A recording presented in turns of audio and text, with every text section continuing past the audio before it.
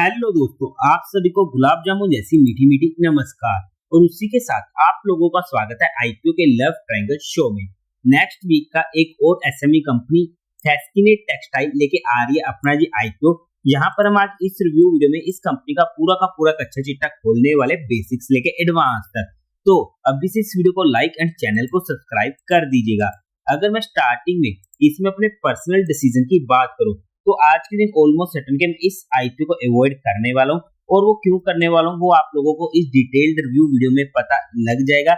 But फिर भी based on all the external factor and finally किस तरीके से बनती है रैंकिंग एंड फाइनली किस तरीके से होगा फंड मैनेजमेंट, उसका जो भी मेरा फाइनल डिसीजन बनेगा वो मैं आप लोगों को टेलीग्राम एंड व्हाट्सएप चैनल पर अपडेट कर दूंगा।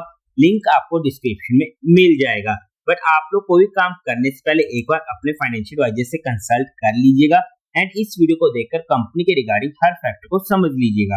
उसी के साथ साथ आप लोगों को म्यूचुअल फंड्स में किसी भी तरीके कोई भी हेल्पलाइन की रिक्वायरमेंट है, या आप लोग चाहते हैं कि being a mutual fund distributor हम लोग आपका पैसा मैनेज करने में आपकी हेल्प करें, चाहे वो SIP हो, STP हो, SWP हो, बूस्टर, STP हो, लमसम अमाउंट हो, तो आपको डिस्क्रिप्शन में मेरा फोन नंबर मिल जाएगा, आप मुझसे कांटेक्ट कर सकते हैं। बिकॉज अगर आप लोग हमारे थ्रू SIP वगैरह खुलवाते हैं तो आपको एक प्राइवेट व्हाट्सएप ग्रुप में ऐड कर दिया जाता है, जहां पर आप लोगों के साथ आईपीओ से रिगार्डिंग एडिशनल इन्फॉर्मेशन शेयर की जाती है। बात करते हैं कंपनी की बेसिक डिटेल की, तो ये कंपनी इनकॉर्पोरेट हुई थी 2017 में।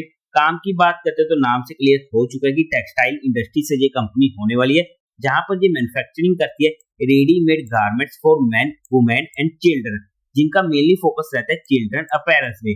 और कंपनी के प्रोडक्ट पोर्टफोलियो में बात करते हैं infant wear, kids wear, women's wear, men's wear आने वाले हैं, और कंपनी की मैन्युफैक्चरिंग फैसिलिटी बंगाल में देखने को मिलने वाली है।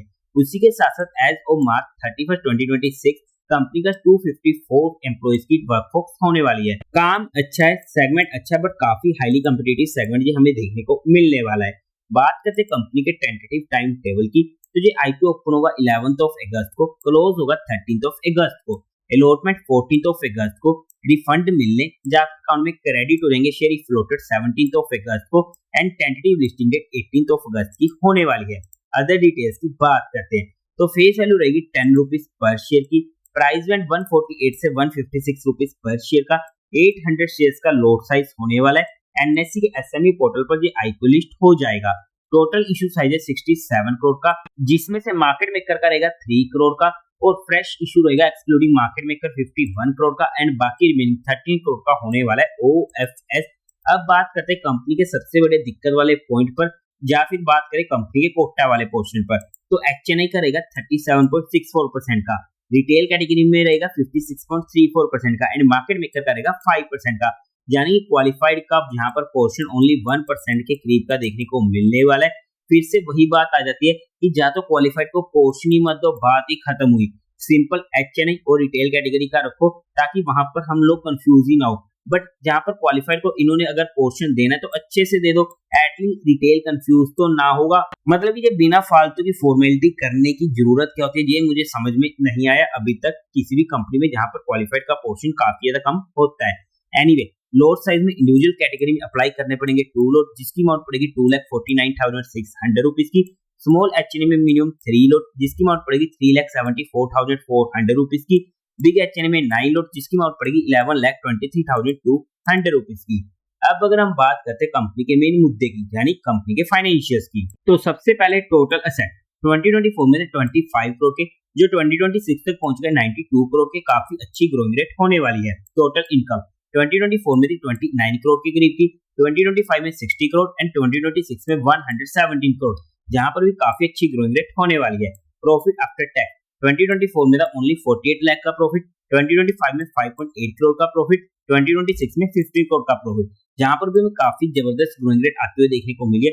बट जिस तरीके से इसने जस्ट आईपीओ आने से पहले ग्रोथ दिखाई है पिछले कुछ सालों में, तो वहां पर हमारे मन में शंकाएं भी आ जाती है।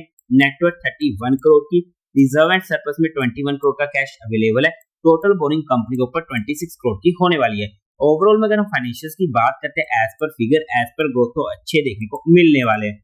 बात करते हैं ऑब्जेक्टिव की, क्यों आ रहा है जी आईपीओ, तो वहां पर इनको फंडिंग चाहिए कैपिटल एक्सपेंडिचर रिक्वायरमेंट के लिए, ताकि ये सेटअप कर सके एक additional manufacturing facility. Next funding चाहिए वर्किंग कैपिटल रिक्वायरमेंट के लिए, अपनी बोरोइंग वगैरह की रीपेमेंट को पे करना एंड उसी के साथ general corporate purpose and offer related expense को मीट आउट करना। बात करते हैं कंपनी के फंडामेंटली बेसिस पर, तो based on 2026 financial year data ROE 72%, ROC 54% and RONW 48%, तीनों ही जबरदस्त देखने को मिलने वाले। डेट टू इक्विटी रेशियो 0.83 का कंफर्टेबल है। प्रॉफिट आफ्टर टैक्स मार्जिन 12% का अच्छा है। एबिटा मार्जिन 20% का। प्राइस टू वैल्यू 5 की। ईपीएस प्री आई पे 14.62 की, पोस्ट आई पे 10.95 की एज पर एसएमई अच्छा है। पी प्री आई पे 10.67 की, पोस्ट आई पे 14.25 की। मार्केट कैपिटलाइजेशन पोस्ट आई पे 214.67 करोड़ की हो जाएगी। बात करते हैं कंपनी के शेयर होल्डर स्ट्रक्चर की, तो प्री आईपीओ प्रोमोटर्स के पास होल्डिंग थी 99.46% की। प्रमोटर्स के नाम आप जहां पर स्टडी आउट कर सकते हैं। अगर हम बात करते हैं पीयर टू पीयर कंपटीटर्स में, तो वहां पर आयरस क्लोथिंग जिसका पीए 54.92 का, केवल किरण क्लोथिंग जिसका पीए 21.71 का। अगर हम इसके जीएमपी की बात करते हैं तो आज के टाइम पर कोई भी काम हमें ग्रे मार्केट में होते हुए देखने को नहीं मिल रहा है। और अगर हम वैल्यूएशन वाइज बात करते हैं based on it's recent earning, तो उसके बेस पर ये आईपीओ हमें महंगा आते हुए देखने को मिलने वाला है। बट हमने यहाँ पर कंपनी को सिर्फ education, learning and case study perspective study की है, किसी भी तरीके कोई भी इन्वेस्टमेंट टिप्स या एडवाइस नहीं है। फिर भी आप लोगों को कोई भी काम करना हो, कोई भी एक्शन लेना हो, तो एक बार अपने फाइनेंशियल एडवाइजर से कंसल्ट करके कीजिएगा। तो देवी और सज्जनों, उम्मीद है आप लोगों को ये वीडियो अच्छी लगी होगी, तो इस वीडियो को लाइक कीजिएगा, शेयर कीजिएगा और साथ ही साथ चैनल को सब्सक्राइब करें। हर हर महादेव।